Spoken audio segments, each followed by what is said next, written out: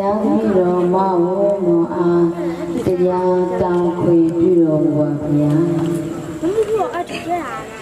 ဘုရားတမဘာအပါမင်္ဂလာပန်းအောင်နေတရင်မွေးကြ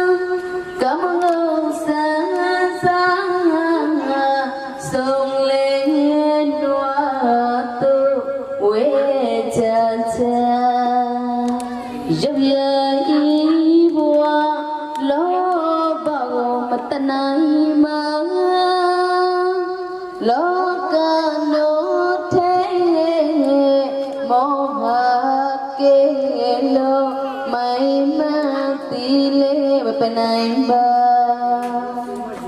ဒေါသရှိထားမိုင်မမြင့်ခက်ခါ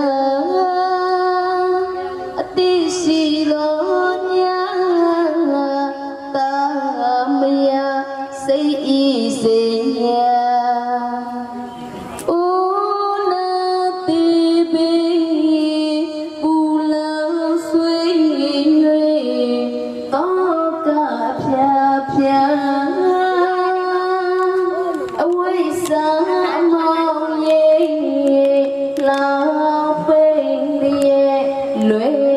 နိုင်